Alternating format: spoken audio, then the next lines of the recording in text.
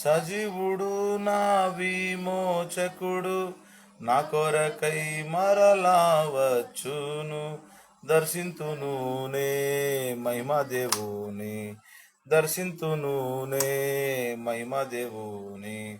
మహిమా నిరీక్షణ మన ప్రభు యేసే, ఆయనే మనలో ఉన్నాడు, ఆయనే మనలో ఉన్నాడు. ప్రభు యేసు, ప్రియ యేసు, మహిమా నిరీక్షణయే. ప్రభు యేసు, ప్రియ యేసు, మహిమా నిరీక్షణయే.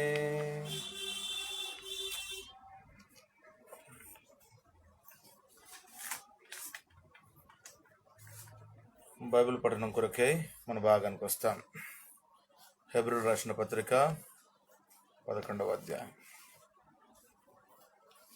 హెబ్రీయులకు రాసిన పత్రిక 11వ అధ్యాయం 4వ వచనం. 11:4 అందరం కలిసి చూద్దాం. విశ్వాసమును బట్టి హేబేలు కయ్యేను కంటే శ్రేష్టమైన బలి దేవునికి అర్పించెను. దేవుడు అతని అర్పణను గురించి సాక్ష్యం ఇచ్చినప్పుడు అతడు ఆ విశ్వాసమును బట్టి నీతిమంతుడని సాక్ష్యం పొందను. అతడు మృతి నొంది ఆ విశ్వాసం ద్వారా మాటలాడుచున్నాడు.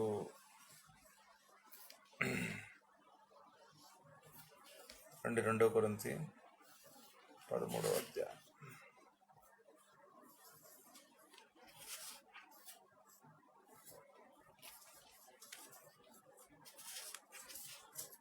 ఐదో వచనం. 2 కొరింథీ 13:5. మీరు విశ్వాసం గలవారి ఉన్నారో లేదో మిమ్మల్ని మీరే శోధించుకుని చూచుకున్నాడు, మిమ్మల్ని మీరే పరీక్షించుకున్నాడు. మీరు భ్రష్టులు కానిడలు యేసుక్రీస్తు మీలో ఉన్నాడని మిమ్మల్ని గురించి మీరే ఎరగరా. కృపకరకై ప్రవచిస్తా. ప్రేమగల తండ్రి, కృపగల దేవ, అద్భుతకరుడు, ఆలోచనకర్త, బలవంతుడు, బోపురుడు, సమాధానకర్త, అధిపతి మీ నా తండ్రి, మీ ప్రియకుమారుడు, మా ప్రియ బ్రహ్మోచుకుడు సజీవుడైన యేసుక్రీస్తు వారి పరిశుద్ధమైన నామలు అత్యున్నతంగా హెచ్చించబడినాము.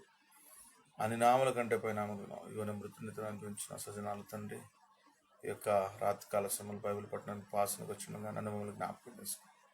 శరీరానికి ఆత్మకల్ని మళ్ళీ ప్రియకుమారుడు వచ్చిన కడగండి పోతవచ్చు.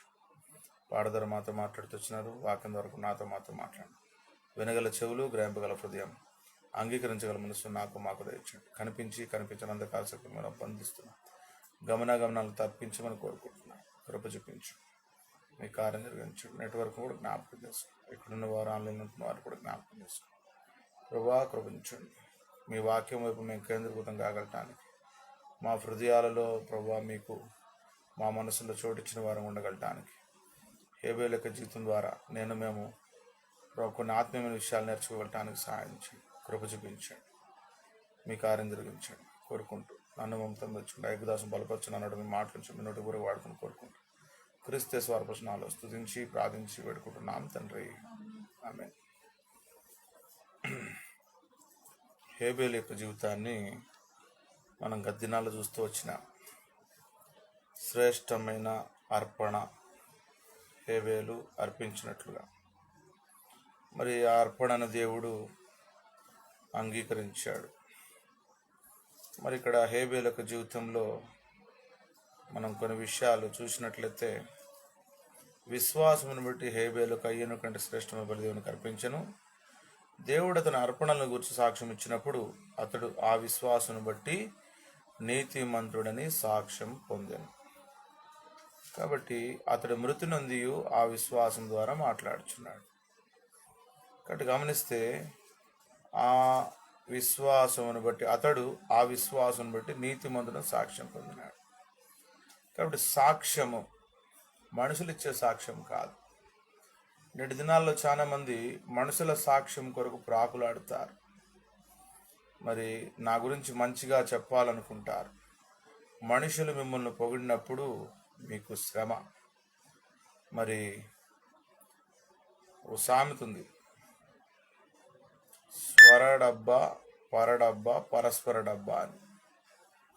అంటే స్వరడబ్బా అంటే సొంతం, నాకు నేనుగా చెప్పుకునేది. పరడబ్బా అంటే వేరే వాళ్ళ గురించి చెప్పేది.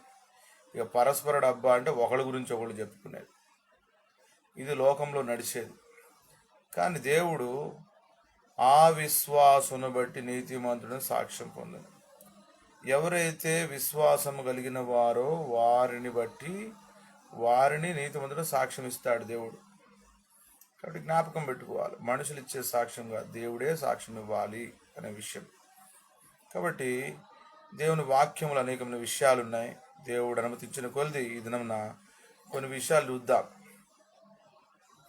మరి నీతిమంతుల పట్టికలో హేబేలు చేరాడు. దేవుని దగ్గర ఒక లిస్ట్ ఉంది, మనకు కూడా ఎన్నో లిస్టులు ఉంటాయి ఏంటి.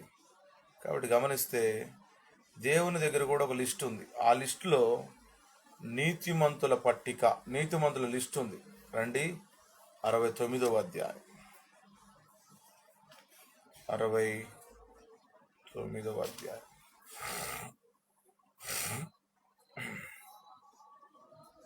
69:28, 69:28. జీవ గ్రంథములో నుండి వారి పేరును తుడుపు పెట్టుము, నీతిమంతుల పట్టీలో వారి పేర్లు వ్రాయకుము. ఆ విశ్వాసను బట్టి అతడు నీతిమంతుడుగా సాక్ష్యం పొందినాడు దేవుని చేత. ఇక్కడ చూసినట్లయితే నీతిమంతుల పట్టిలో వారి పేర్లు వ్రాయకు అంటే మనకు కావలసిన భాగం ఇక్కడ ఏంటంటే నీతిమంతుల పట్టిక దేవుని దగ్గర ఉంది. ఆ పట్టికలో నువ్వు నేను చేరామా లేదా అన్నది పరీక్షించుకోవాలి. ఎవరు కారు నేను నీతిమంతుడిని, నేను రక్షణ పొందినాను, పాపాలు ఒప్పుకున్నాను, యేసుప్రభువు రక్తంలో కడగబడ్డాను, నేను మారు మనసు పొందాను, కార్డు రాసిచ్చాను, నా నెత్తి మీద పలానా సేవకుడు చేయబెట్టి ప్రార్థన చేశాడు, ఇవి కాదు. ఇవన్నీ వ్యర్థమైన మాటలు. రక్షణ పొందినావా అంటే ఒకడు అంటాడు మా తాత రెవరెండ్ అంటాడు, మా నాన్న బిషప్ అంటాడు. అంత అర్థమవుతుంది ఈనాడు క్రైస్తవులకి.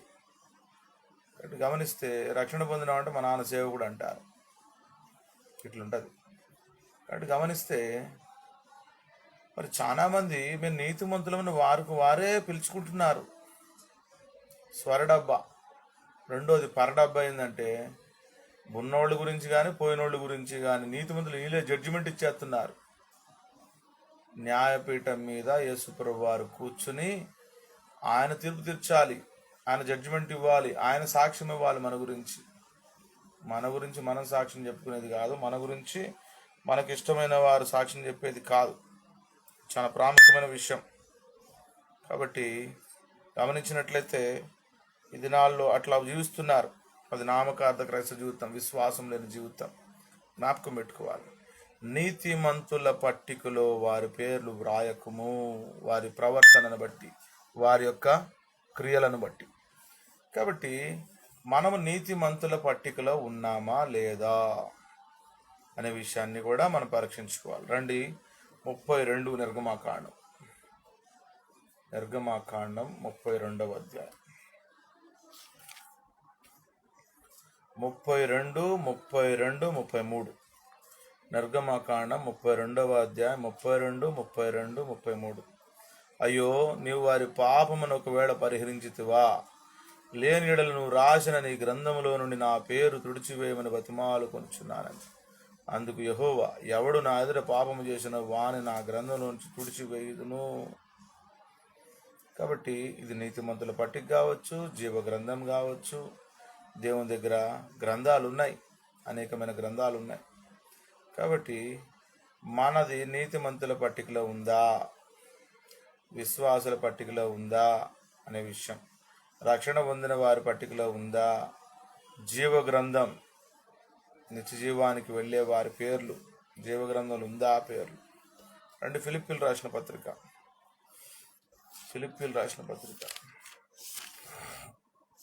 4వ అధ్యాయం 3వ వచనం. ఫిలిప్పీ 4:3. అవును, నిజమైన సహకారి ఆ స్త్రీలు క్లెమెంతుతోనూ నా ఇతర సహకారులతోనూ సువార్త పనిలో నాతో కూడా ప్రయాసపడిన వారు గనుక వారికి సహాయం చేయమని నేను వేడుకొనుచున్నాను. ఆ సహకారుల పేరులు జీవగ్రంథమందు వ్రాయబడి ఉన్నవి. యోక్ ఫాలోవర్స్ అంటారు వీళ్ళు, అంటే కాడి ఎత్తుకుని వెంబడించిన వారు, విశ్వాస జీవితాన్ని కలిగినటువంటి వారు. అంటే జీవగ్రంథంలో పేరు వ్రాయబడింది. వారు మెప్పు భూమి మీద కోరలే, ఏంటి మెప్పు కోరలేదు, వాళ్ళు దేవుని మెప్పు కోరారు. మొహమాటం లేని జీవితం జీవించారు, విశ్వాస సంబంధమైన యాత్రా జీవితాన్ని జీవించారు అనే విషయం ఈ లోకంలో. కాబట్టి పౌలు వారి గురించి అంత చక్కని సాక్ష్యం చెప్తున్నాడు. ఆ సహకారుల పేర్లు జీవగ్రంథం వ్రాయబడి ఉన్నవి అనే విషయం. రండి మరి ప్రకటన గ్రంథానికి వస్తాం. 3వ అధ్యాయం.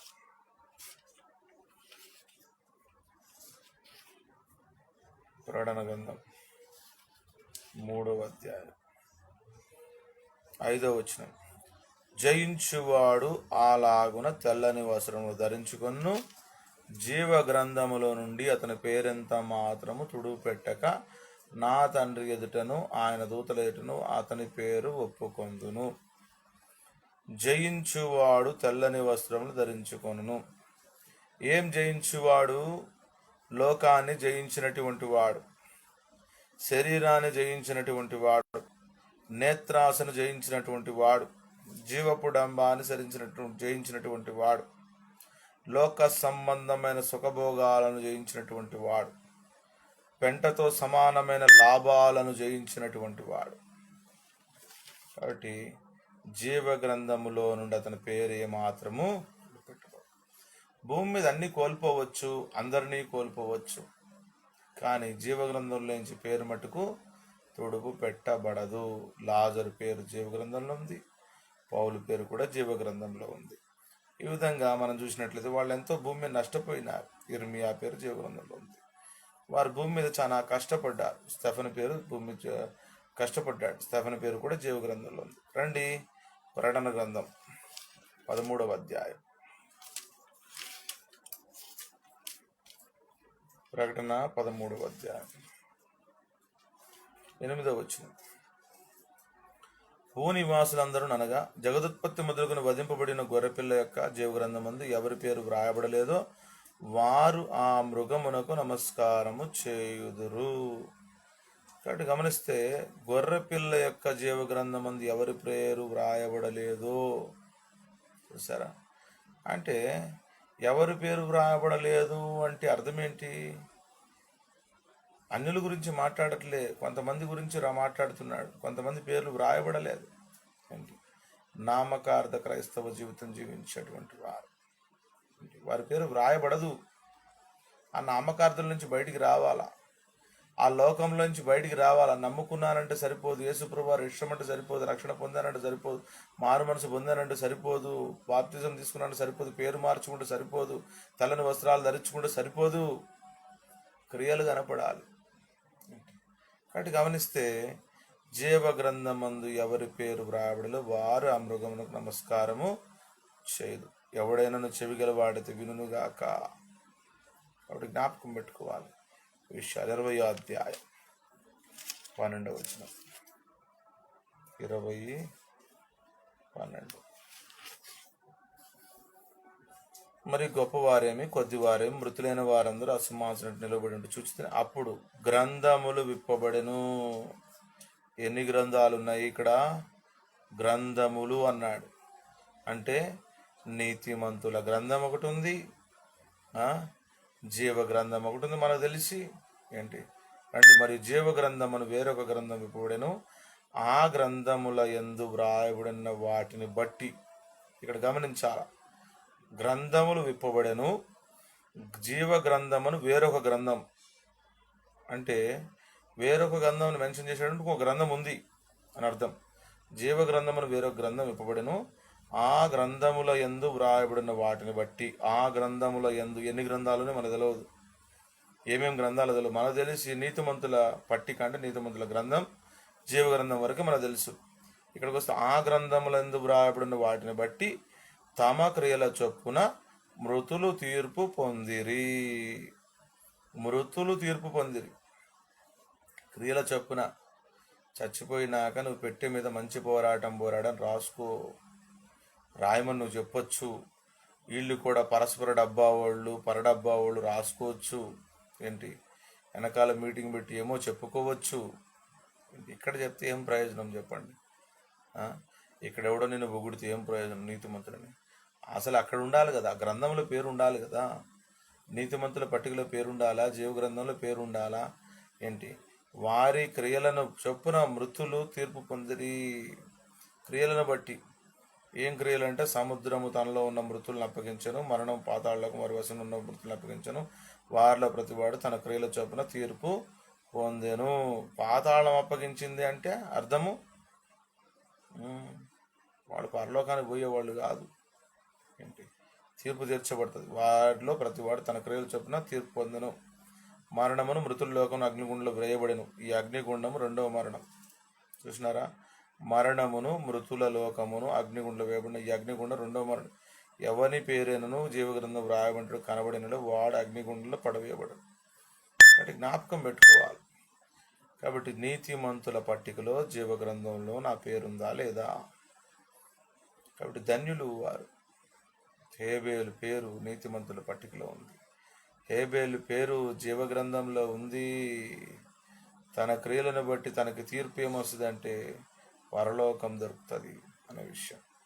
కాబట్టి మనం ఎట్లా ఉన్నాము అనేది కూడా పరీక్షించుకోవాలి. రండి మరి చూసినట్లయితే లూకాసు వార్త 21వ అధ్యాయం. హేబేలు లాగుందా మన జీవితం? హేబేలు దేవుణ్ణి ప్రేమించాడు, దేవునికి భయపడ్డాడు, దేవుడికి ప్రాముఖ్యత ఇచ్చాడు, అన్నిట్లో ప్రాముఖ్యత ఇచ్చాడు. అంటే క్రొవ్విన వాటిని మనం చూసాం పోయిన వారం, తీసుకొచ్చి దేవునికి ఇచ్చాడు, శ్రేష్టమైనవి ఇచ్చాడు, శ్రేష్టమైన సమయాన్ని దేవునికి ఇచ్చాడు, శ్రేష్టమైన వస్తువులు జంతువులు ఇచ్చాడు. కాబట్టి గమనిస్తూ మనమేమిస్తున్నాం? శ్రేష్టమైన సమయం ఉదయకాలం వేకుజాము దేవునికి ఇస్తున్నామా? శ్రేష్టమైనవి దేవునికి ఇవ్వాల్సిన దేవునికి ఇస్తున్నామా అనే విషయం గత వారిలో కూడా చూసాం. రండి, ఆకాశమందుల శక్తులు కదిలింపండు కనుక లోకం మీదకి రాబోతున్న వాటి విషయమై భయం కలిగి మనుషులు ఎదురు చూచు ధైర్యము చెడి కూలుదురు. కాబట్టి ఏంటంట, మనుషులు ధైర్యము చెడి కూలిపోతారు. ధైర్యం ఎప్పుడు చెడిందో అప్పుడు కూలుతారు. అయితే నిజమైన విశ్వాసులు, నీతిమంతులైన వారు ధైర్యము చెడదు, వారు కూలేవారు కాదు. ఎందుకంటే నీతిమంతుడు సింహం వలె ఎట్లుంటాడంట, ధైర్యముగా ఉంటాడు. కూలేవాళ్ళు కాదు. కూలతాం అంటే వాళ్ళు నీతిమంతులు కాదని అర్థం. నువ్వు ఒప్పుకున్నా ఒప్పుకోకపోయినా జ్ఞాపకం పెట్టుకోవాలి. ఏంటి చాలామంది వాక్యాన్ని ఒప్పుకోరు. ఏంటి వాళ్ళు నీతిమంతులకు వాళ్ళే స్టాంప్ వేసుకుంటారు. జ్ఞాపకం పెట్టుకోవాలి. నీతిమంతులు సింహములే ధైర్యంగా ఉంటారు, ప్రధానికి భయపడరు. రేపటి దినం ఏంటని భయపడరు. రేపటి దినానికి ప్రభు ఉన్నాడు అనుకుంటారు. ఏంటి నీతిమంతులు సింహంలా ధైర్యంగా ఉంటారు. ఎవరో డబ్బులు ఇస్తున్నారంటే ఒకటికి పోయి రాజకీయ నాయకుల దగ్గర లైన్లో నిలబడి చేతులు చచ్చి దేవుడే ఇచ్చాడని చెప్పి తెచ్చుకోరు. ఎందుకొరకంటే ఇప్పటిదాకా ఎవరిచ్చారు నీకు సేవా జీవితంలో?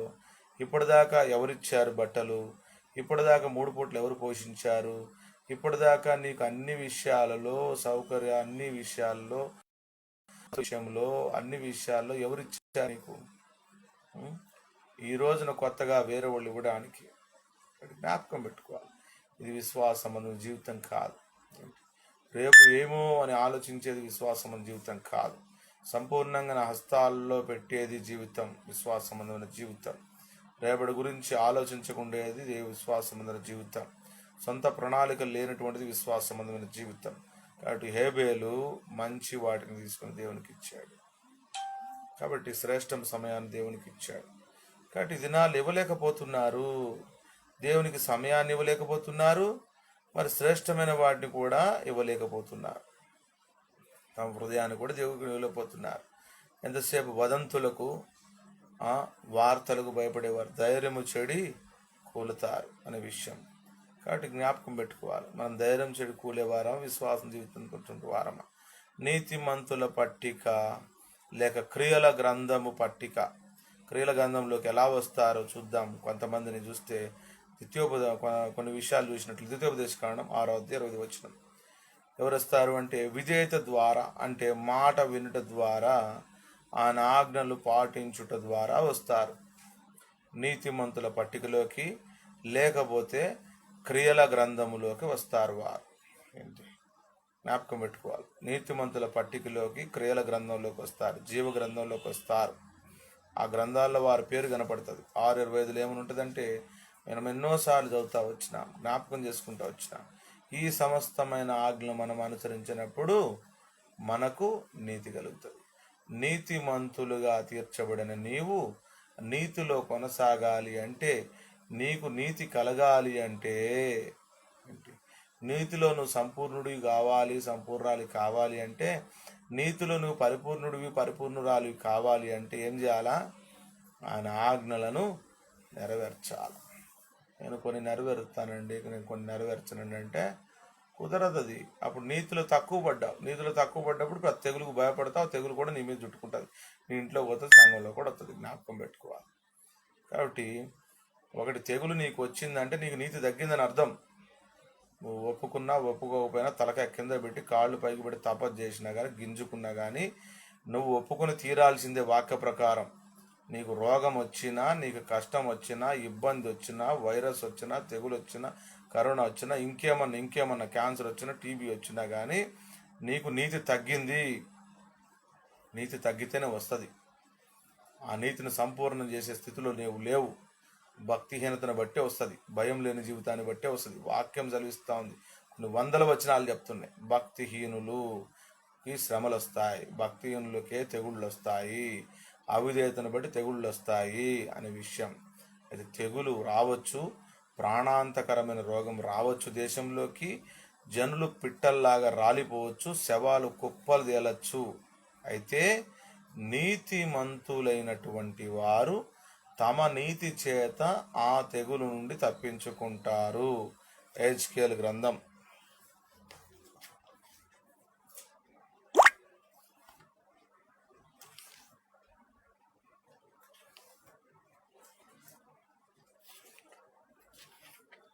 14వ అధ్యాయం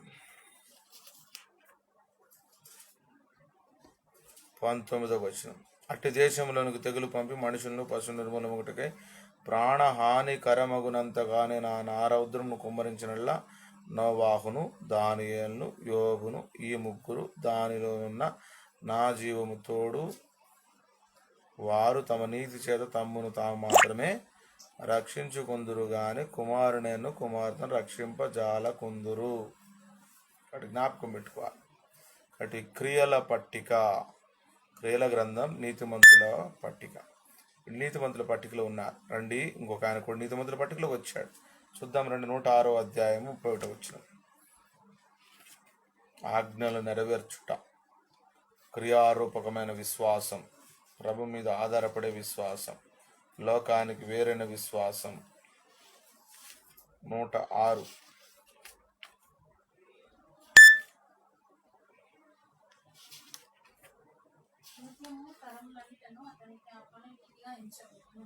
చూసారా? 30. ఫినెహాసు లేచి పరిహారం చేయగా ఆ తెగులు ఆగిపోయెను. ఈరోజు లేరు పరిహారం చేసేదానికి, తెగులు ఆపేదాని కొరకు. తెగులు ఎదుట నిలబెడితే తెగులు భయపడ్డది ఫినెహాసుకి. చూసారా? అది అంత నీతి ఆడుంది. ఊరకనే భయం భక్తి లేకుండా నేను నీతిమంతుడిని చెప్పుకుంటున్నారు. చచ్చిపోయిన వాళ్ళ గురించి నీతిమంతులని చెప్తున్నా. మీరే జడ్జిమెంట్ ఇచ్చేస్తారా? మీరే చెప్పేస్తారా? మీరే క్రీస్తు న్యాయపీఠం మీద కూర్చున్నారా? మీరు భూమి మీద కూర్చుని చెప్తారా? కాబట్టి జ్ఞాపకం పెట్టుకోవాలి. వెళ్ళిన వారి గురించి మీరు చెప్పొద్దు, చెడ్డోళ్ళని చెప్పొద్దు, నీతిమంతులని చెప్పొద్దు. ఏంటి? నీతి తక్కువకైన దాన్ని బట్టి తెగులు వస్తుంది. ఆ తెగులు తగిలింది అంటే నీతి తక్కువైంది. మారు మనసు పొంది పోయినారా? సరే. మారు మనసు పొందకుండా పోయినారా? అది వాళ్ళు లెక్క చెప్తారు. ఒకళ్ళు మారు మనసు పొందారా, దేవునికి ఇష్టమైందా, కొంతమంది బ్రతికిస్తాడు భూమి మీద కృతజ్ఞత జీవించే దాని కొరకు, ఆయన పరిచయం కొనసాగించే దాని కొరకు. అక్కడ జ్ఞాపకం పెట్టుకోవాలి విషయం. నిత్యము తరములన్నిటను అతనికి ఆ పని నీతిగా ఎంచబడెను. చూసినారా? నిత్యము ఆ పని, ఆ క్రియ నీతిగా ఎంచబడింది. కాబట్టి నీతి క్రియలు, నీతిమంతుల పట్టిక, దేవుని ఆజ్ఞ నెరవేర్చడం ద్వారా నీతి కలుగుతుంది అనే విషయం. ఫినెహాసు నీతిమంతుల పట్టికలో, నీతిమంతుల గ్రంథములో క్రియల గ్రంథంలోకి వచ్చాడు. రోమా 6:18. రోమా 6వ అధ్యాయము 18వ వచనం.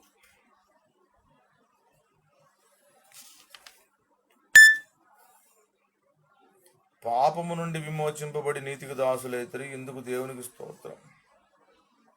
మరి నీతికి దాసులుగా ఉన్నామా? మనం నీతి నిమిత్తం ఆకలి దప్పులు కలిగిన వారంగా ఉన్నామా? వాక్యం అంటే ఆసక్తి ఉందా నీకు? ప్రార్థన అంటే ఆసక్తి ఉందా నీకు? చదవడానికి ఆసక్తి ఉందా? మరి క్వైట్ టైం కలిగి ఉండటానికి ఆసక్తి ఉందా? కుటుంబ ప్రార్థన కలిగి ఉండటానికి, కుటుంబ ప్రార్థనలు కూర్చోడానికి ఆసక్తి ఉందా? వార కార్యక్రమాలు, సంఘ ప్రార్థన, బైబిల్ స్టడీ, ఉపవాస ప్రార్థన, సిస్టర్స్ మీటింగు, ఆదివారము మరి కూర్చోడానికి ఆసక్తి ఉందా? నువ్వు విరజిమ్ముకొని నీ పనులను వదిలిపెట్టుకుని నీతి కొరకు ఆకలి దప్పులు కలిగితే నువ్వు నీతికి దాసురాలివి దాసుడివి. ఎవరెత్తారు? సంఘ ప్రార్థన అంటే నడుము నొప్పి అంటావు, సంఘ ప్రార్థన అంటే తలనొప్పి అంటారు, ఇంకేమో చెప్తారు. ఒక్కొక్కళ్ళు ఒక్కటి. 365 రోజులు 365 సాకులు. దేనికి దాసులయ్యారు? శరీరానికి దాసులయ్యారు, సుఖానికి దాసులయ్యారు, సోమరులే పడుకునే దానికి దాసులయ్యారు. లాక్డౌను, ఉద్యోగం లేదు, పనులు లేవు, సరే ఇంటికాడ ఉండి చేసుకునే పనులు. ఈ సమయంలో కూడా ప్రార్థన చేయడానికి చాలామంది విశ్వాసులు, సేవకులు సమయం లేదు.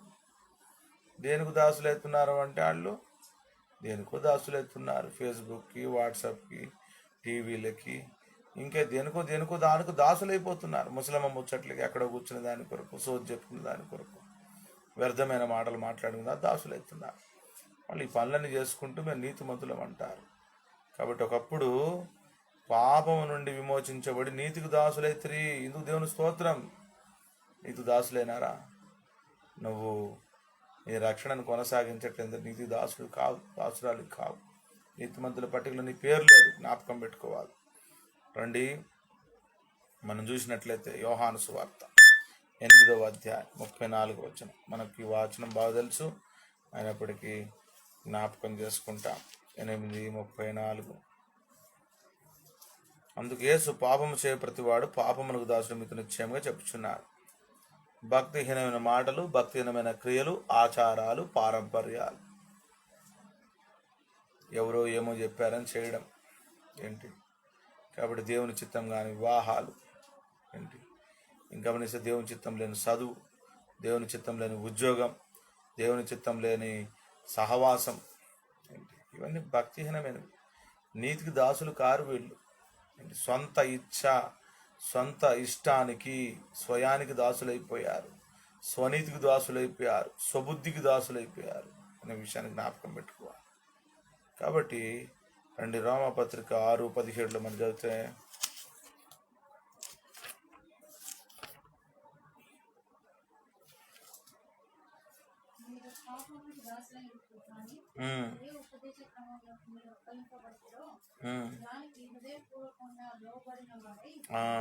చాలు. మీరు పాపమును దాసులై ఉంటారు కానీ ఏ ఉపదేశ క్రమమునకు మీరు అప్పగింపబడుతురో దానికి హృదయపూర్వకంగా లోబడిన వారే. ఉపదేశ క్రమానికి అప్పగించుకుంటున్నావా?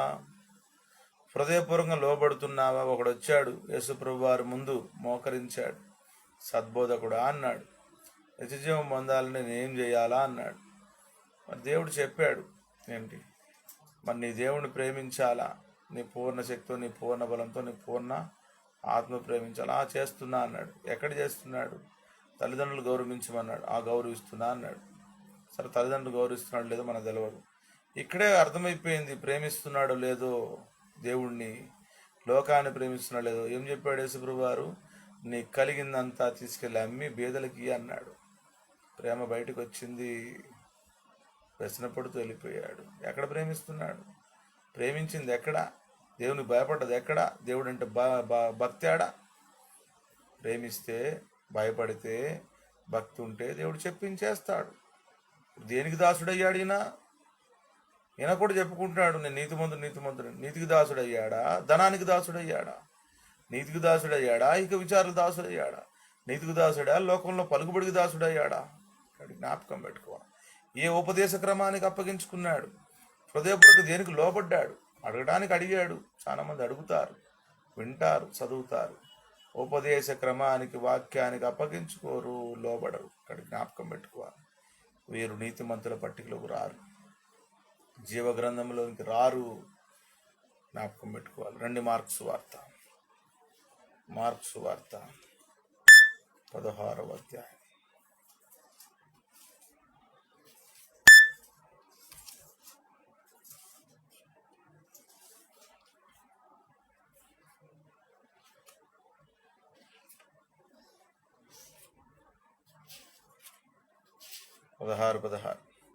నమ్మి బాప్తిసం పొందిన వాడు రక్షించబడు, నమ్మని వాడిని శిక్ష విధింపబడును. నమ్మి బాప్తిసం పొందితే రక్షించబడతారు, నమ్మకుండా బాప్తిసం తీసుకుంటే రక్షించబడరు. ఇప్పుడు నమ్మకుండా బాప్తిసాలు తీసుకునేవారు ఎక్కువ మంది, నమ్మి తీసుకునేవారు చాలా తక్కువ మంది. నమ్మితే దేవుడిని నమ్మినప్పుడు ఆచార పారంపర్యాలు వదిలిపెట్టాలి. నువ్వు దేవుడు పెట్టని రంధ్రాలు పెట్టుకుని చెవులకి ముక్కుకి పెట్టుకుని విగ్రహారాధన చేసుకుంటూ బాప్తిసం తీసుకుంటామంటారు.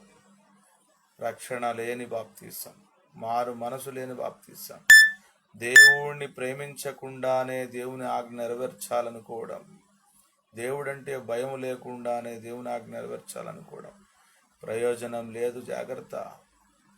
నువ్వు నీ భర్తకు భయపడతావు, నీ చుట్టాలకు భయపడతావు, నీ బంధువులకు భయపడతావు, లోకానికి భయపడతావు, సమాజానికి భయపడతావు, కానీ దేవుడికి మట్టుకు భయపడవు. దేవుడు ఇచ్చిన ఆజ్ఞను మట్టుకు నెరవేర్చడానికి ఇష్టపడవు. దానికి ఎక్కడో ఇంకో వచనం తెచ్చి, ఆ వచనం తెచ్చి, ఏ పాస్టర్ అమ్మను, ఏ ఊరినో లోక్సభను పాస్టర్లమ్మను, వాళ్ళని ట్రైనింగ్ లేని వారిని, ఏదో పుట్టపుట్టి కొరకు యూట్యూబ్లో వచ్చి డబ్బులు అడుక్కునే వాళ్ళని, వాళ్ళని చూపించి వీళ్ళని చూపించి, వాళ్ళు పరిచయం చేస్తారు, వీళ్ళు పరిచయం చేస్తారు, వాళ్ళు లేరా వీళ్ళు లేరా అని చెప్పి మొత్తం లోకమంతా చుట్టి అందరిని తీసుకొచ్చి చూపించి సమర్థించుకుంటారు. ప్రయోజనం ఏంటి? నా ఉపదేశ క్రమానికి నువ్వు లోబడలేదు, హృదయపూర్వకంగా లోబడలేదు, అప్పగించుకోలేదు, నీతిమంతుల పట్టిలకు రావు, జీవగంధంలో రావు. జీవగంధంలో నీ పేరు లేకపోతే నువ్వు పరలోకం చేరలేవు, రెండవ మరణానికి చేరుతావు. జ్ఞాపకం పెట్టుకోవాలి. సరే, ఇంకా ముందుకు వస్తే బైబిల్లో నీతిని గురించి 616 సార్లు దాదాపుగా రాయబడింది. దాంట్లో నీతిమంతుడు, నీతిపరుడు, నీతి అనే పదాలతో వచ్చిన మాట, నీతిమంతుడు, నీతిపరుడు అనే మాటలు చూస్తే 257 సార్లు రాయబడింది. సరే, చూసినట్లయితే దేవుని వాక్యము నీతిమంతుడు లేడు, ఒక్కడు లేడు అని సెలవుస్తాంది రోమపత్రిక 3వ అధ్యాయంలో. కాబట్టి గమనిస్తే మనందరికీ బాగా తెలుసు. సరే, చదువుకుంటాం రండి దేవుని వాక్యము. మరి రోమపత్రిక 3:11.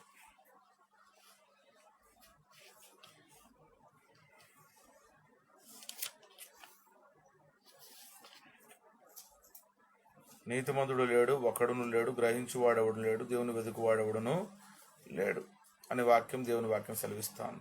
సరే, ముందుకెళ్తే యోబు గ్రంథంలో కూడా చూస్తే యోబు భక్తుడు కూడా ఒక మాట అన్నాడు. ఏమన్నాడంటే 4వ అధ్యాయము 16వ వచనంలో మరి చూసినట్లయితే, ఏమనగా దేవుని సన్నిధిని మర్త్యులు నీతిమంతులగుదురా అని అంటాడు. కాబట్టి మర్త్యులు మరణం పొందేవారు, అమరత్వం లేనటువంటి వారు నీతిమంతులు అవుతారా అని అంటున్నాడు. 25వ అధ్యాయం 14వ వచనం. 25:14. క్షమించండి, 25:4.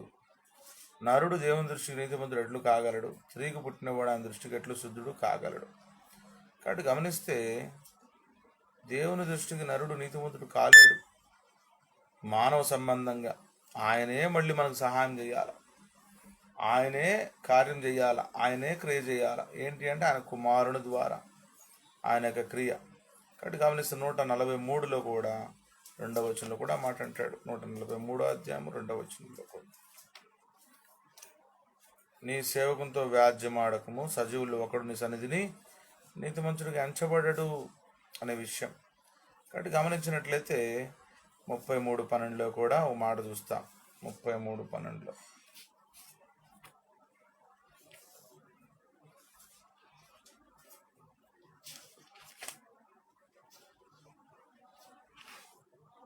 యెహోవా తమకు దేవుడుగా గల జనులు ధన్యులు, ఆయన తనకు స్వాచ్ఛముగా ఏర్పరచుకున్న జనులు ధన్యులు. కాబట్టి గమనిస్తే ఎవరు ధన్యులు అంటే దేవుని సన్నిధిలో దేవుని ఎరిగినటువంటి వారు, స్వాచ్ఛముగా ఏర్పరచుకున్నటువంటి వారు ధన్యులు.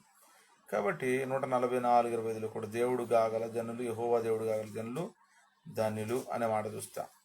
మరి నీతిమంతులుగా ఎట్లా తీర్చబడతారు అంటే మరి ఆయన ద్వారానే నీతిమంతులు తీర్చబడతామనే విషయాన్ని కూడా మనము చూడగలుగుతాం. ఆయన నీతిమంతుడు కాబట్టి, ఆయన కుమారుడు నీతిమంతుడు కాబట్టి, ఆయన యొక్క నీతిమంతమైన రక్తము ద్వారా, ఆయన నీతి కార్యము ద్వారా, ఆయన నీతిని మనకు ఆపాదించడం ద్వారా మనం నీతిమంతులు తీర్చబడతాం. సరే, దేవుని గురించి చూస్తాం రండి. ఇంకా ముందుకు వెళ్తూ ఉంటే మనకు అర్థమవుతూ ఉంటుంది. ఒకటి రండి, ద్వితీయోపదేశకాండం 32:4. ద్వితీయోపదేశకాండం 32:4.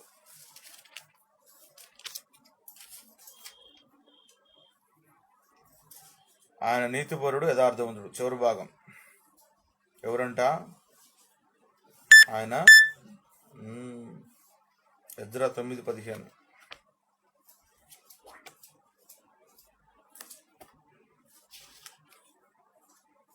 యెహోవా ఇశ్రాయేలు దేవా, నీవు నీతిమంతుడవై ఉన్నావు. నెహెమ్యా 9:9. నీవు నీతిమంతుడవై ఉండి నీ మాట చొప్పున జరిగించేటివి. కీర్తన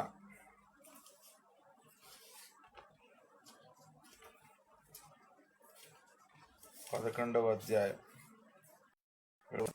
యెహోవా నీతిమంతుడు, ఆయన నీతిని ప్రేమిస్తాడు. ఈ నీతి కావాలని కోరుతున్నాడు. ఎప్పుడు ప్రేమిస్తాడు నిన్ను? నీతిని ప్రేమించే దేవుడు నీలో నీతి ఉన్నప్పుడు ప్రేమిస్తాడు. అతడు నన్ను ప్రేమించున్నాడు కనుక అతన్ని తప్పిస్తాను. ఏంటి? నీతి కలిగినటువంటి వారు దేవుని ప్రేమిస్తారు. దేవుని ప్రేమిస్తున్నటువంటి వారు నీతి కలిగి ఉంటారు. ఎట్లా అంటే ఇప్పుడు అక్కడే ఉంది. మరి నేను ప్రేమిస్తున్నా అన్నాడు కానీ దేవుడు చెప్పిన ఉపదేశ క్రమాన్ని దేవుని వాక్యం లోబడలేదు. 6:25 చూసినాం. సమస్యను ఆజ్ఞ నెరవేర్చుకుంటే నీతి కలుగుతుంది. ఆజ్ఞ ఎప్పుడైతే నెరవేరుస్తామో మనకు నీతి ఆపాదించబడుతుంది. ఆ నీతి ఉన్నప్పుడు ఆ నీతిని ప్రేమించేవాడు ఉన్నాడు దేవుడు అనే విషయం కూడా గమనిస్తాం మనం ఇక్కడ దేవుని వాక్యంలో. 51వ అధ్యాయం 51:4. కావున ఆజ్ఞ ఇచ్చినప్పుడు నువ్వు నీతిమంతుడిగా ఆగబడతావు. ఆజ్ఞ ఇచ్చేటప్పుడు ఆయన ఆజ్ఞాపిస్తాడు మనకి. ఆజ్ఞను నెరవేర్చినప్పుడు నీతిమంతుడు ఆజ్ఞ ఇచ్చేటప్పుడు ఆ నీతిమంతుడు కనబడతాడు మనకి. ఆజ్ఞ నెరవేర్చినప్పుడు ఆయన దృష్టికి మనము నీతిమంతులు కనబడతాం. అప్పుడు నీతిమంతుల గ్రంథంలో, నీతిమంతుల పట్టికలో మనం చేరుతాం. దేవుని ఆజ్ఞ నెరవేర్చకుండా, లెక్కజామం లేకుండా తీసేసి విసర్జించి ఏమైద్దిలే, ఎంతమంది లేరు, నేనుంటే ఏమవుతుంది, బైబిల్ ప్రకారం ఎవడు జీవిస్తాడు, లోకంలో ఉన్నాం, ఇంకేదేదో పిచ్చి పిచ్చి మాటలు మాట్లాడుతుంటారు చాలా మంది. జ్ఞాపకం పెట్టుకోవాలి. ఏంటి? మనం సంపూర్ణమైన నీతిమంతులు తీర్చబడేదానికి దేవుడు కోరుతున్నాడు. ఆ పరిపూర్ణతో పరిగెత్తాలి. పౌలు చెప్పాడు. ఏంటి? మరి గురి వద్దకు పరిగెడుతున్నా అని 16 పత్రికలు రాసి అంటాడు. నేను సంపూర్ణ సిద్ధి పొందాను అనుకోనట్లేదు, ఇంకా పొందడానికి పరిగెడుతున్నా అంటే నేర్చుకుంటూ నేర్పిస్తున్నాడు. ఇప్పుడు జ్ఞాపకం పెట్టుకోవాలి. ఆయన నేర్చుకుంటూ, ఆయన పరిగెడుతూ ఏం చేస్తున్నాడు? మనకి నేర్పిస్తున్నాడు. మనకంటే పై స్థానంలో ఉన్నాడు ఆయన అనే విషయం జ్ఞాపకం పెట్టుకోవాలి. కాబట్టి అందుకనే పాటలు కూడా ఉంది, నేను సిద్ధపడిన ఇతరులను సిద్ధపడుతూ మనం సిద్ధపరచాలి. కాబట్టి సేవకుడు అనంగాల సంపూర్ణ నీతిమంతుడు కాదు, జ్ఞాపకం పెట్టుకోవాలి. వీళ్ళు పైనుంచి ఊడిపడ్డట్టు మాట్లాడతారు ఈ సేవకులు, పాస్టర్లు, కాపర్లు అని చెప్పుకునేవాళ్ళు. వీళ్ళు ఏదో గాబ్రియల్ దూతల్లాగా, లేకపోతే మరి మన మెకాయల దూతల్లాగా అనుకుంటారు వీళ్ళు. అంటే స్వనీతి ఇదంతా. ఇర్మియానే చెప్పినాడు, నేను ఎంత దుఃఖపడి నా శ్రమల్లో, నా పరిస్థితుల్లో నేను నీ ఎదుటికి వచ్చినప్పుడు ఆయాసంతో వస్తే నువ్వు నీతిమంతుడుగా కనపడతావు అని అంటాడు. కానీ దేవుడు కొన్ని పరిస్థితుల ద్వారా మన సంపూర్ణలు చేస్తాడు, విధేయులను చేస్తాడు అనే విషయాన్ని జ్ఞాపకం పెట్టుకోవాలి. ఆయన దగ్గరికి వచ్చినప్పుడు ఆ నీతి దినదినము మనకు ఆపాదించబడుతూ అధికమయ్యే స్థితిలోకి వస్తుంది. అప్పుడు నీతిమంతుల పట్టికలోకి వస్తాం. అటు జ్ఞాపకం పెట్టుకోవాలి. 116వ అధ్యాయం 5వ వచనం. యెహోవా దయాళుడు, నీతిమంతుడు, మన దేవుడు వాత్సల్యత కలిగినటువంటి వాడు. 119, 137. 119, 137. యెహోవా నీవు నీతిమంతుడు, నీ న్యాయ విధులు యథార్థములు అనే మాట చూస్తాం. యెషయా గ్రంథం 24 అధ్యాయం.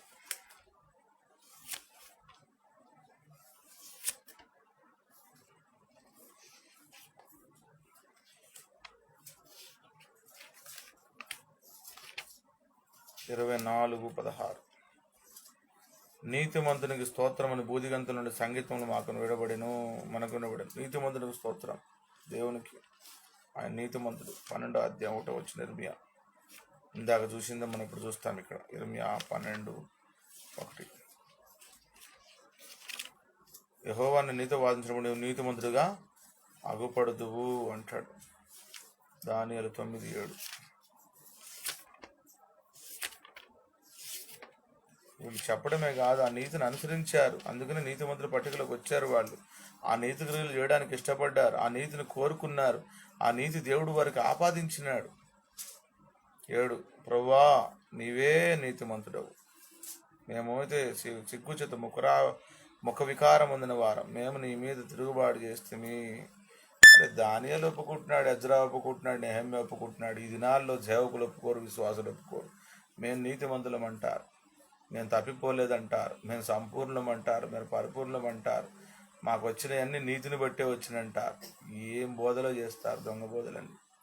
జ్ఞాపకం పెట్టుకోవాలి. నీకు ఒక ఇరుకు వచ్చిందా, ఇబ్బంది వచ్చిందా, కన్నీరు వచ్చిందా, కష్టం వచ్చిందా, తెగులు వచ్చిందా, రోగం వచ్చిందా, యాక్సిడెంట్ అయిందా, ఇంకేమన్నా అయిందా?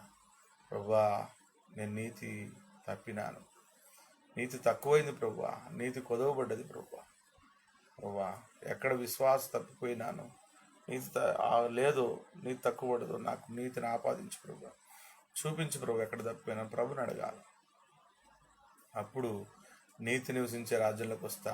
పేతురు రాసిన పత్రికలో అక్కడ నీతి నివసించును, నీతిమంతుల పట్టిక, నీతిమంతుల గ్రంథం, క్రియల గ్రంథం, జీవ గ్రంథం, నీతి నివసించే రాజ్యంలోకి వెళ్తా అనే విషయాన్ని జ్ఞాపకం చేస్తుంది దేవుని వాక్యం. జకర్యా 9:7.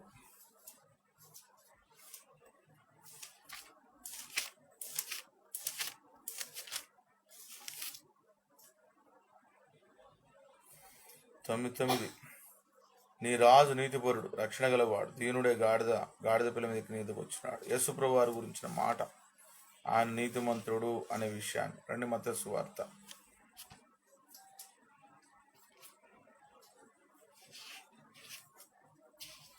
27:19. ఒక అన్యురాలు సాక్ష్యం ఇచ్చింది యేసుప్రభు వారి గురించి. నీవు ఆ నీతిమంతుని జోలికి పోవద్దు. 27:24. ఈ నీతిమంతు రక్తం గురించి నేను నిరపరాధుని, పిలాతు సాక్ష్యం. లోక 23:47.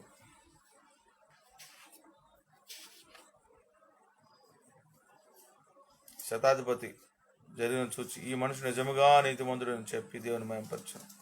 నిజముగా నీతిమంతుడు శతాధిపతి చెప్పినాడు. అపోస్తలుల కార్యం 3వ అధ్యాయం 14వ వచనం. మీరు పరిశుద్ధుడును నీతిమంతుడైన వారిని నిరాకరించినారు. చూసారా, నీతిమంతుడైన దేవుని నిరాకరించి వీళ్ళు నీతిమంతులకు ఎట్లా కాగలుగుతారు, నీతిమంతుల పట్ల ఎట్లా రాగలుగుతారు అనే విషయం. కాబట్టి వాళ్ళేమో బహిరంగంగా నిరాకరించారు. నేటి దినాల్లో క్రైస్తవులు సేవకులు ఇంటర్నల్గా ఇండైరెక్ట్గా నిరాకరిస్తున్నారు. దేవుని ఆజ్ఞలు నెరవేర్చకుండా నీతి కోల్పోయి నీతిహీనులుగా ఉంటున్నారు. అందుకనే దేవుడి పరిస్థితులు అనుమతిస్తున్నాడు. 22వ అధ్యాయం 14వ వచనం.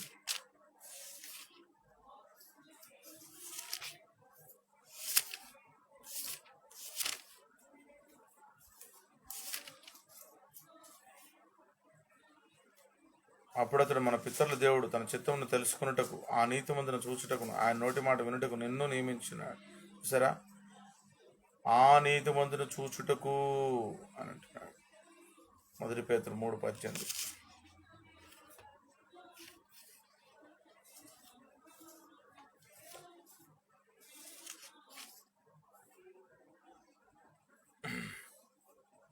దేవుని తెచ్చుటకు అనీతిమంతుల కొరకు నీతిమంతుడైన క్రీస్తు శరీర విషయంలో యేసుప్రభు వారు నీతిమంతుడైన మాట ఇక్కడ చూస్తా. యెషయా గ్రంథంలో 53వ అధ్యాయం 11వ వచనంలో కూడా మాట చూడొచ్చు.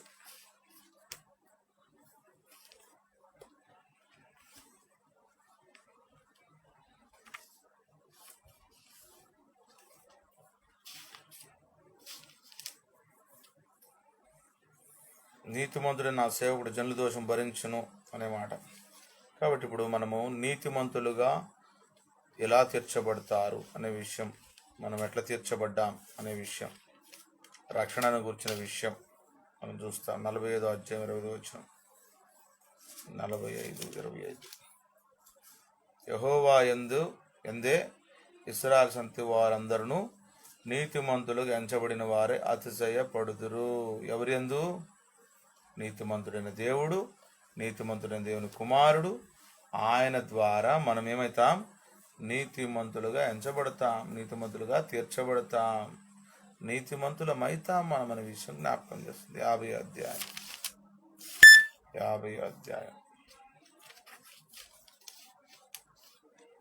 8వ వచనం. నన్ను నీతిమంతునిగా ఎంచువాడు ఆసనుడై ఉన్నారు. చూసారా? నన్ను నీతిమంతునిగా ఎంచేవాడు, నన్ను నీతిమంతుడు చేసేవాడు, ఆసనుడు అంటే వస్తున్నాడు, వచ్చి ఉన్నాడు ఏంటి అనే విషయం. రండి, గలతీయులు రాసిన పత్రిక 2వ అధ్యాయం 15వ వచనం.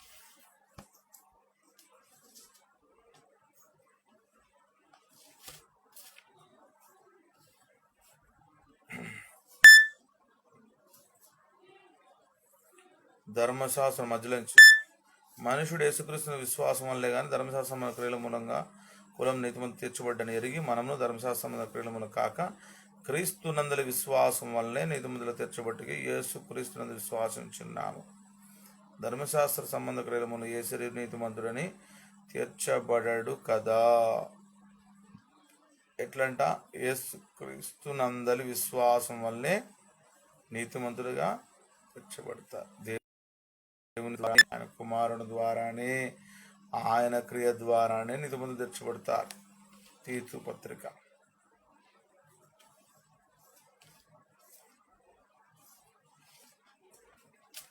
పత్రిక 3వ అధ్యాయం 6వ వచనం.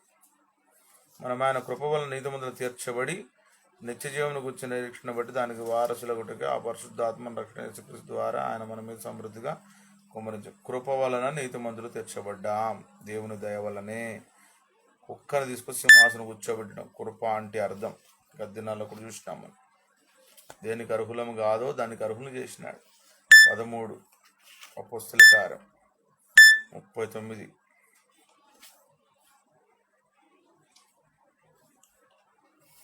మీరు మోషే ధర్మశాస్త్రంలో ఏ విషయంలో నీతిమంతులు తీర్చబడలేకపోతురు ఆ విషయములన్నింటిలో విశ్వసించు ప్రతివాడు ఈయన వలన నీతిమంతుడు తీర్చబడని మీకు తెలియదు. ఈయన వలననే, నీతిమంతుడైన క్రీస్తు వలన నీతిమంతులుగా తీర్చబడని మీకు తెలియను అంటాడు. రోమా 3:24.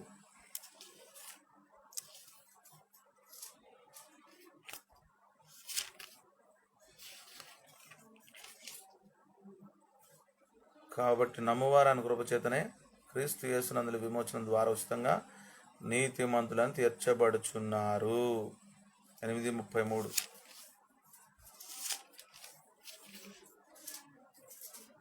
దేవుని చేత ఏర్పరచబడిన వారి మీద నేరం మోపవాడు నీతిమంతులుగా తీర్చువాడు దేవుడే.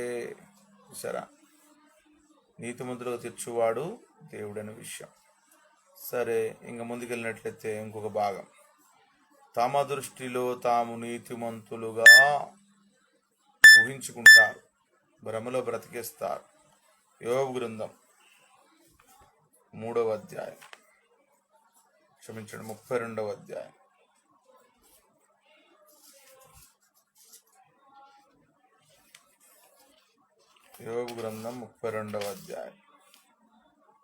1-2 వచనాలు. యోబు తన దృష్టి యందు తాను నీతిమంతుడై ఉన్నాడని ఆ ముగ్గురు మనుషులు తెలుసుకుని అతని ప్రత్యుత్తరం చెప్పుట చాలించరి. అప్పుడు రాము వంశస్థుడు పూజీయుడు బరకేలు కుమారుడు నాకు ఎలీహు యోబు దేవుని కంటే తానే నీతిమంతుడు చెప్పకుండా అతను చూచి అతని మీద బహుగా కోపగించు. చూసినారా? ముగ్గురు వ్యక్తులేమో తన దృష్టి తాను నీతిమంతుడు ఉన్నాడని ముగ్గురు మనుషులు తెలుసుకున్నారు. ఆ చివరికి ఎలీహు కూడా దేవుని కంటే తానే నీతిమంతుడు చెప్పుకున్నాడు చూచి అతని మీద బహుగా కోపగించు. కాబట్టి యోబు జీవితంలో చాలా మందికి అర్థం కాని విషయం.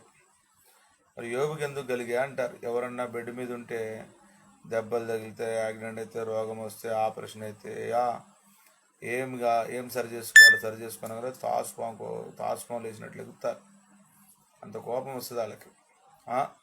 మేము పాపం చేసినామా, మేము అవదే చూపించినామా అంటారు. ఎంత అహం, ఎంత గర్వం, ఎంత ఇగోనో దేవుడి ముందు తగ్గించుకోవడానికి. దావీదు తప్పిపోయాడు, వీళ్ళు తప్పిపోరు. అబ్రహాము తప్పిపోయాడు, వీళ్ళు తప్పిపోరు.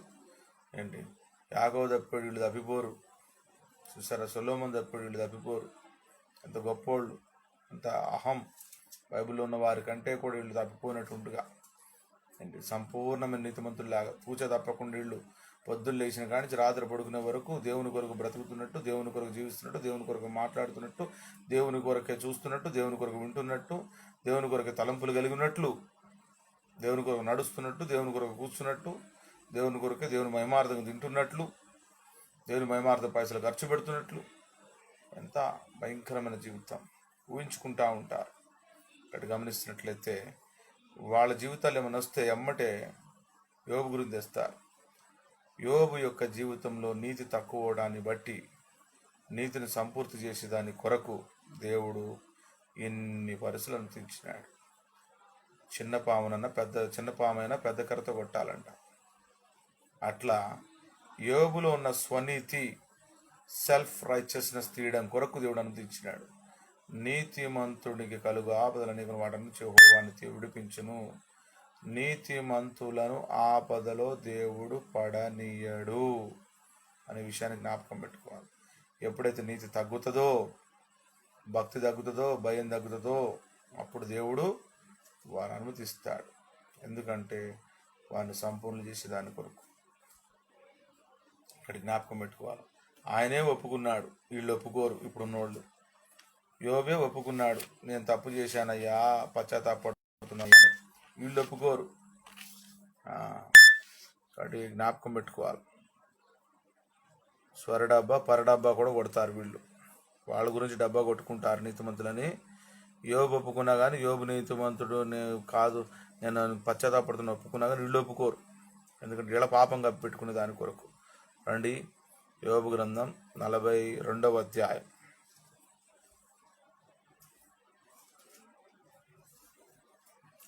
4వ వచనం, 3వ వచనం. ఏమీ ఎరుగక నా బుద్ధికి మించి అలాగను వివేచనైన వాడిని నేను ఏమి ఎరుగ నా బుద్ధికి మించిన సంగతుల గురించి నేను మాట్లాడకూర్చున్నాను. దయచేసి నా మాట ఆలకింపు. ఒక సంగతి నేను అడిగిన దాన్ని నాకు తెలియజెప్పము. వినికిడి చేత నేను కూర్చున్న వార్త నేను వింటిని. ఒకప్పుడు విన్నాడు పూర్వదినాలు, అయితే ఇప్పుడు నేను కళ్ళారా చూచున్నాను. కావున నేను అసహించుకుని ధూళిలోను బూడిదలో పడి పశ్చాత్తాపడుచున్నాను. చూసినారా, పశ్చాత్తాపం ఎవడు పడతాడు? తప్పిపోయిన వాడు పడతాడు, అవిధేయత చూపించిన వాడు పడతాడు, నీతి కోల్పోయిన వాడు పడతాడు, భక్తి తగ్గిన వాడు పడతాడు పశ్చాత్తాపం. కాబట్టి జ్ఞాపకం పెట్టుకోవాలి. తనకు తానే నీతిమంతుడని ఒకప్పుడు చెప్పుకున్నాడు, ఇప్పుడేమంటున్నాడు? నేను కాదు అంటున్నాడు. తద్వారా ఆయన నీతిమంతుడు అయ్యాడు. ఆ పశ్చాత్తాపంతో దేవుని చేత అంగీకరించబడ్డాడు. 33వ అధ్యాయం 33, 32.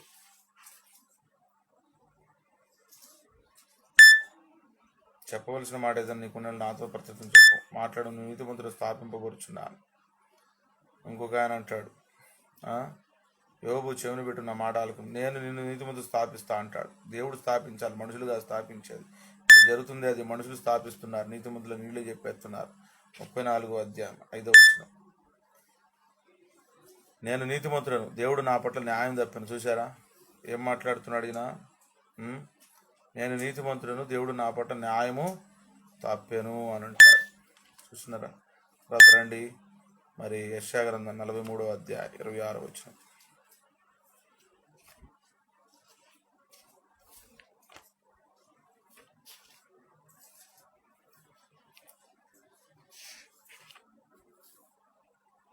నేను నీ పాపము నా జ్ఞాపకం చేయము, మనం కూడి వాదించము. నీవు నీతిమంతుడు తెచ్చబడినట్లు నీ వ్యాజ్యమును వివరించము. నీ మూలపిత్రుడు పాపం చేసిన వాడే, నీ మధ్యవర్తులు ఆమె తిరుగుబాటు చేసిన వారే. చూసారా? నీవు నీతిమంతుడు తెచ్చబడినట్లు నీ వ్యాజ్యం వివరించమంటున్నాడు. ఎట్లా వ్యాజ్యం వివరించగలుగుతాం మనం? నీ మూలపిత్రుడు పాపం చేసిన వాడే, నీ మధ్యవర్తులు ఆమె తిరుగుబాటు చేసిన వాళ్ళే. జ్ఞాపకం పెట్టుకోవాలి. దేవుని ముందు నేను నీతిమంతుడిని చెప్పద్దు. దేవుడు తన నీతి ద్వారా, తన దయ ద్వారా, కృప ద్వారా నీతిమంతుడు చేసినాడు. నీతిని కోల్పోయినప్పుడు నీతిని ఆపాదిస్తాడు, తన నీతిని మనకి ఆపాదిస్తాడు. అది ముందుకెళ్ళినా చూస్తాం. లూకాసు మత్తయి సువార్త 23, 28.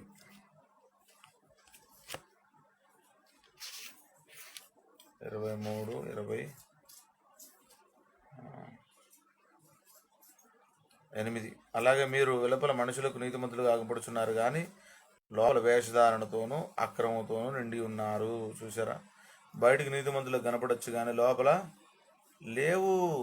అక్రమం ఉంది, అనీతి, అవినీతి, దుర్నీతి. లూకా 10:29.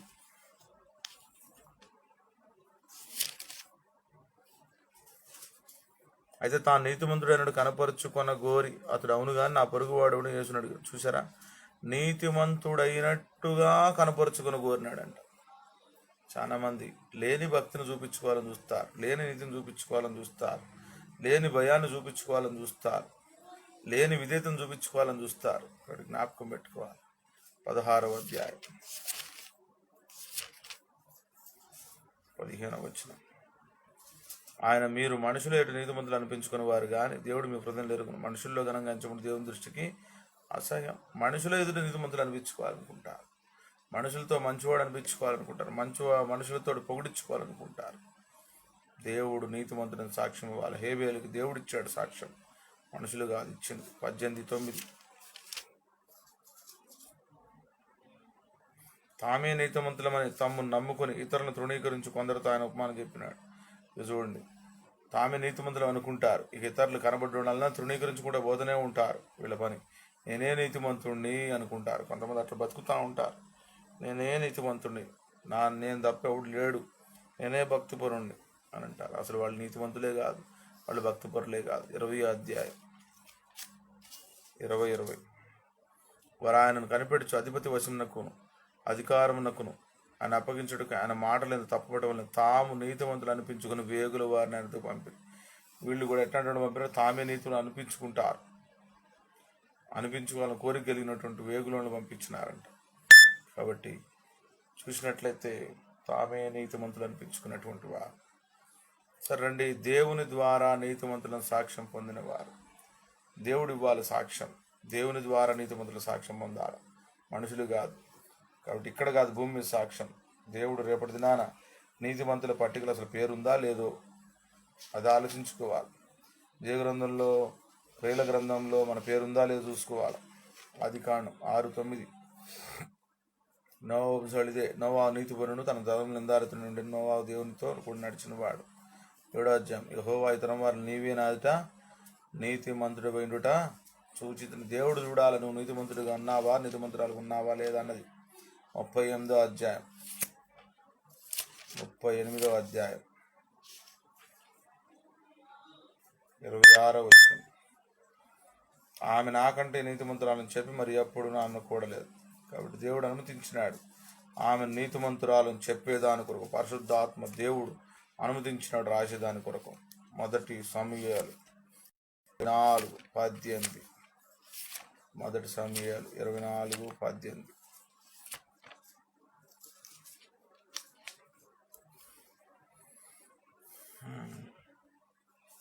నీవు ఈ దినమున నీవు నా అపకారమునకు ఉపకారం చేసిన వాడు, నాయన నీకున్న అపకార బుద్ధిని వెల్లడి చేస్తే కనుక నీవు నాకంటే నీతిపరుడు.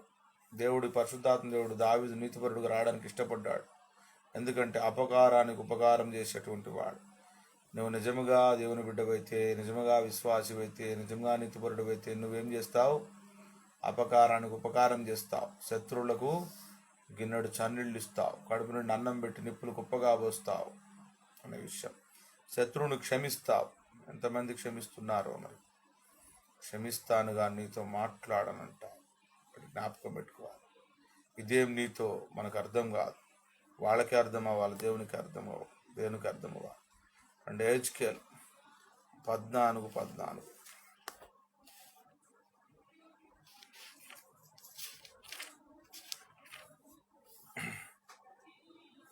నోవాహును, దానియేలును, యోబును ఈ ముగ్గురు ఎట్టి దేశం నుండెను. వారు తమ నీతి తమను తాము రక్షించుకుంది. ఇదే ప్రభువు యెహోవా. ఎప్పుడు యోబుని నీతిమంతుడు అన్నాడు? ఇవన్నీ పొందిన తర్వాత, పరీక్షల తర్వాత, శోధించిన తర్వాత ఆయన మరి నీతిమంతుడు కనబడ్డాడు. నోవాహు, దానియేలు, యోబులు నీతిమంతులు అనే విషయం చూస్తా. మత్తయి సువార్త 1:9-19. ఆమె భర్త అయిన యోసేపు నీతిమంతుడై ఉండి ఆమెను అవమానపరచిన రహస్యంగా ఆమెను ఉన్నాడని దేశం పరిశుద్ధాత్ముడు కొత్త రాయించాడు. ఆమె భర్త యోసేపు నీతిమంతుడై ఉండి. చూసారా? 23వ అధ్యాయం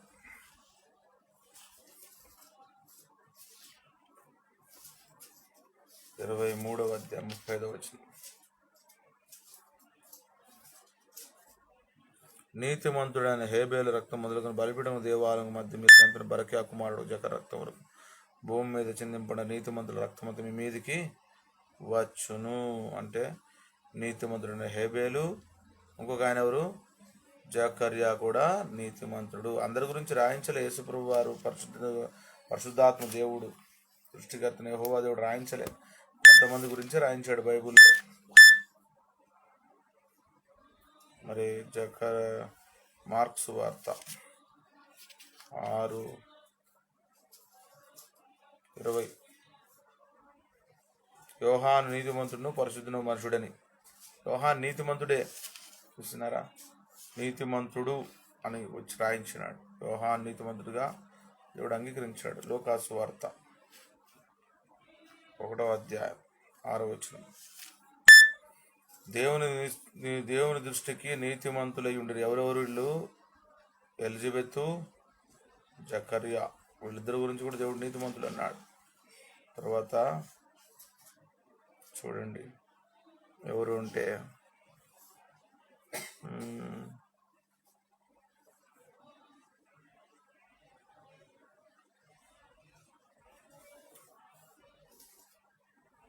ఇంకొక మాట చూస్తే ఏలియా గురించి. ఏలియా ఆత్మ కలిగిన వాడే. ఏలియా అని దేవుడు నీతిమంతుడుగా చూపించాడు. ఎందుకంటే ఏలియా ఆత్మ కలిగిన వాడు, యోహాను నీతిమంతుడు అనే విషయం.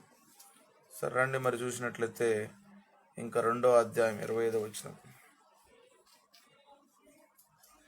సిమియోను నీతిమంతుడు, మరియ కూడా నీతిమంతురాలు కాబట్టి ఆమెను దేవుడు ఎన్నుకున్నాడు. ఆమె ఆజ్ఞలు పాటించేది. క్రియల గ్రంథంలో, నీతిమంతుల గ్రంథంలో ఉంది ఆమె. సిమియోను నీతిమంతుడు అని రాయించినాడు. 2వ అధ్యాయం 37వ వచనంలో అన్న నీతిమంతురాలు, అన్నా కాదు అన్న, ఈమె నీతిమంతురాలని రాయించినాడు దేవుడు అనే విషయం చూస్తాం. తర్వాత ఎందుకొరకంటే ఈమె నీతిమంతురాలు ఎట్లా అంటే ఆమె ఏం చేసింది?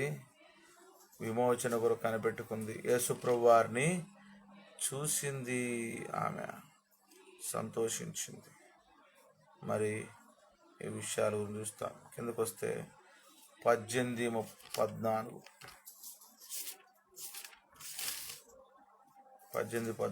అతని కంటే ఇతను నీతిమంతుడు తీర్చబడి సుంకరి నీతిమంతుడుగా తీర్చబడ్డాడు. 16వ అధ్యాయం 23వ వచనం. 16:23. అప్పుడు అతడు పాతాళను బాధ కళ్ళెత్తూరు నుండి అబ్రహాము అతను రొమ్మున ఆనుకుని లాజరును చూచి విశ్వాస వీరుడు, నీతిమంతుడు కాబట్టి ఆ నీతిమంతుని రొమ్మున ఆనుకున్నాడు. ఆ విశ్వాస వీరుడి రొమ్మున ఆనుకున్నాడు. విశ్వాసుడు తండ్రిని అబ్రహాం రొమ్మున ఆనుకున్నాడు. 23వ అధ్యాయం 51వ వచనం. అతడు సజ్జనుడు నీతిమంతుడు నుండి వారి ఆలోచనకు వారు చేసిన పని సమ్మతి దేవుని రాజ్యం కొరకు కనిపెట్టుచుండు. ధనవంతుడు దేవుని రాజ్యంలో ప్రవేశించరు. అబ్రహాం ధనవంతుడు, కానీ ధనం మీద ఆశ లేనివాడు. బైబిల్లో ముగ్గురు వ్యక్తులు ధనం మీద ఆశ లేనటువంటి వారు, దాని మీద ఆధారపడినటువంటి వారు. అబ్రహాము, తర్వాత దావీదు, తర్వాత కొత్త నిబంధనలకు వస్తే యోసేపు. ధనం మీద ఆశ లేనటువంటి వారు.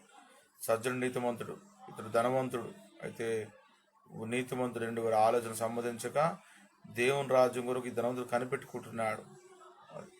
కాబట్టి ఈ ముగ్గురులాగా ఇప్పుడున్న ధనవంతులు ఉండలేరు. వీళ్ళు ప్రవేశించడం చాలా కష్టం. చాలామంది అనుకుంటారు ధనం సంపాదించి మేము పోతామనుకుంటారు, కానీ పోరు. ఎందుకంటే వాళ్ళకి ఇచ్చిన ధనము ఎందుకొరకు ఖర్చు పెట్టాలి, ఎందుకొరకు ఖర్చు పెట్టరు. మాది మాది మాది అనుకుంటే దాచిపెట్టుకుంటారు. మరి లోకా సువార్తలో కూడా మనం చూస్తాం, నాది నా కొట్లు నా ధనం అన్నాడు, వెర్రివాడ అన్నాడు. ఒక దినాన ఈ ధనవంతులు, భూమి మీద ఉన్న ధనవంతులు వెర్రోళ్ళు అవుతారు. చూడండి, గుర్తుపెట్టుకోనండి. అపస్తుల కార్యం ఈరోజు కష్టంగా ఉంటుంది. విశ్వాసులు కానీ సేవకులు కానీ లక్షలు కోట్లు సంపాదిస్తున్నారు. సేవకులు ప్రాముఖ్యంగా విశ్వాసులు, వీళ్ళందరూ వెర్రోళ్ళు కాకపోతే చూస్తూ ఉండండి. ఒక దిన 10:22 అందుకు వారు, నీతిమంతుడు దేవుని భయపడేవాడు, యోధాజనులందరూ మంచి పేరు పొందిన వాడిని, శతాధిపతి కొర్నేలు ఒక మనుషుడు, అతను నిన్ను నండి పిలువ నంపించి నువ్వు చెప్పు మాట విన్నాను పరిశుద్ధ ద్వారా బోధింపటి చెప్పిరి. అప్పుడు అతడు వారిని లోపల పిలిచి ఆతిథ్యం ఇచ్చాను. కొర్నేలు నీతిమంతుడు అని రాయబడింది. యాకోబు 2:21.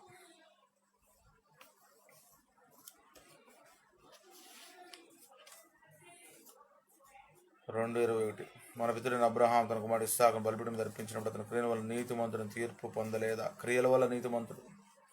మన క్రియలు నీతిని పెంపొందించేది ఉండాలి. యాకోబు 2:25.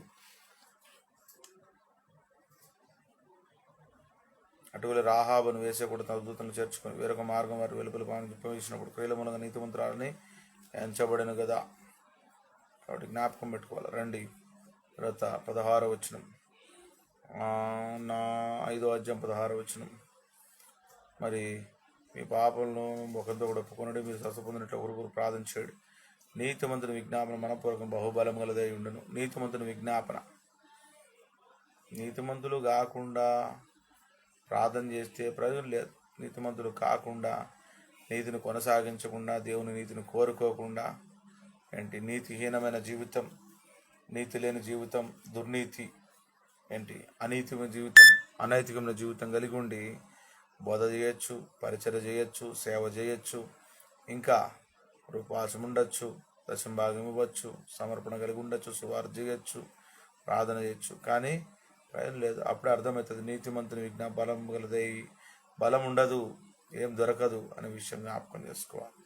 కాబట్టి నీతిని కొనసాగించే వారంగా మనం ఉండాలి మన జీవితంలో అనే విషయాన్ని కూడా జ్ఞాపకం పెట్టుకోవాలి. కాబట్టి స్టెఫను కూడా నీతిమంతుడే. ఈ విధంగా చూసినట్లయితే కొద్ది మంది మనకి బైబిల్లో వందల వేల మంది లక్షల మంది ఉన్నారు, కానీ దేవుడు కొద్ది మంది గురించి నీతిమంతులను రాయించాడు అనే విషయం చూస్తున్నాం. కాబట్టి మనము ఆయన నీతిని కోరుకోవలసిన వారం ఉంటున్నాం. ఆయన నీతిని ఆపాదించుకోవాలి. ప్రభువా నీ నీతిని నాకు దయచేయి. ఎట్లా? ఆజ్ఞలు నెరవేర్చే విషయం.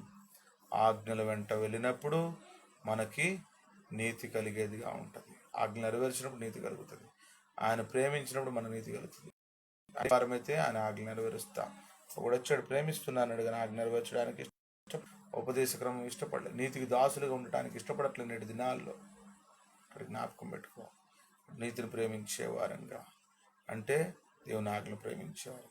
దేవుని ఆజ్ఞ నెరవేర్చినప్పుడు మనకి నీతి కలుగుతుంది అనే విషయాన్ని అప్పుడు నీతిమంతుడు విశ్వాస మూలంగా జీవిస్తాడు. నీతిమంతుడు సింహం వలె ధైర్యంగా ఉంటాడు. నీతిమంతుడు పిట్టల్లాగా శవాలు లెగిసిన కరోనా వైరస్ తోటి దేశంలో కాని వారికి రాదు. ఒకవేళ నీతి తక్కువైందా, నువ్వు హాస్పిటల్లో పడ్డావా, చివరి క్షణాల్లో ప్రార్థన చేస్తే దేవుడు తన నీతిని ఆపాదించి తీసుకుంటాడు. రెండవ విషయం, లేదు నీతిని పొందకుండా పోయావా నరకానికి పోతాం. మూడవ విషయం, నీతిని ఆపాదించాలో తన ఇష్టం, ఆయన ప్రశ్నించడానికి లేదు. నిన్ను భూమి మీద కృతజ్ఞుడిగా పరిచయం చేసే దాని కొరకు, ఆ నాచర్ గారు వివరించే దాని కొరకు కూడా కొద్ది కాలం పెట్టచ్చు నేను, అది ఆయన ఇష్టం.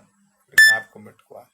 ఎవరన్నా ఏదైనా కష్టం వచ్చినా, నష్టం వచ్చినా, తెగులు వచ్చినా, బాధ వచ్చినా, రోగం వచ్చినా, ఇంకేమన్నా వచ్చిందా, ప్రభువా నీ నీతిని ఎక్కడ నేను కోల్పోయినాను, ఎక్కడ నీ ఆజ్ఞ నెరవేర్చలేకపోయినాను, ఎక్కడ తప్పిపోయినాను ప్రభువా, నన్ను క్షమించు, నీ నీతి నాకు దయచేయని ఆజ్ఞ నెరవేర్చినప్పుడు నీతి కలుగుతుంది, నీతి ఆపాదించబడుతుంది అనే విషయాన్ని జ్ఞాపకం పెట్టుకోవాలి. కాబట్టి మనము నీతిమంతులను సాక్ష్యం పొందాలి. మరి ఆ హేబెలు పొందినాడు ఆ విశ్వాసం బట్టి. విశ్వాసం ఉంది కాబట్టి క్రియ చేశాడు, ఆ క్రియ ద్వారా నీతిమంతుడైనాడు. విశ్వాసం ఉంది కాబట్టి రాహాబు క్రియ చేసిన నీతిమంతుడైనాడు, నీతి కలిగింది అనే విషయం. అబ్రహాం విశ్వాసం ఉంది కాబట్టి కుమారుని బలి ఇవ్వడానికి ఇష్టపడ్డాడు, నీతిమంతుడిగా తీర్చబడ్డాడు అనే విషయం. అబ్రహాం దేవుని నమ్మిన అది అతనికి నీతిగా ఎంచబడదు. నమ్మినప్పుడు ఎంచబడుతుంది, చేసినప్పుడు అది నీతి తీర్చబడుతుంది అనే విషయం చూస్తాం. రండి మరి హెబ్రీ 11:4 చదువుకుని ముగించుకుంటాం. ఇంకా అనేక భాగం ఉంది. నీతిమంతుల మరణం అనే విషయం దేవుని చిత్తమైతే రాబో దినాల్లో నీతిమంతులకు ఎటువంటి మరణం వస్తుంది, నీతిమంతులు దేవుడు ఎటువంటి మరణాన్ని అనుమతిస్తాడు అనే విషయం మనం చూస్తాం రాబో దినాల్లో. 11:4 విశ్వాసం బట్టి హేబేలు కయ్యను కంటే శ్రేష్టమైన బలి దేవునికి అర్పించను. దేవుడు తన అర్పణ గురించి సాక్ష్యం అతడు ఆ విశ్వాసం బట్టి నీతిమంతుల సాక్ష్యం పొందిన అతడు మృతి నొంది ఆ విశ్వాసం ద్వారా మాట్లాడుచున్నాడు. ఇర్మియా గ్రంథం 3:22. ఇర్మియా గ్రంథం 3:22 భ్రష్టులైన బిడ్డలారా తిరిగి రండి, మీ అవిశ్వాసం నేను బాగు చేసేదను. ప్రార్థన చేస్తాం. చెప్పండి. దేవుడి వాక్యము, కొద్ది వాక్యము దేవుడు దీవించి ఆశ్రయించి వినగల చెవులు, గ్రహింపగల హృదయం, అంగీకరించే మనసు దేవుడు మనకు అనుగ్రహించి రాబో దినాల్లో మనం నీతిని ఆపాదించుకునే వారంగా దేవుని ద్వారా, దేవుని నీతిని కోరుకునే వారంగా, ఆజ్ఞ నెరవేర్చి నీతి కొనసాగించే వారంగా దేవుడు మనల్ని చేయునుగాక. ప్రేమగల తండ్రి, కృపగల దేవ, అద్భుతకరుడు, ఆలోచనకర్తవు,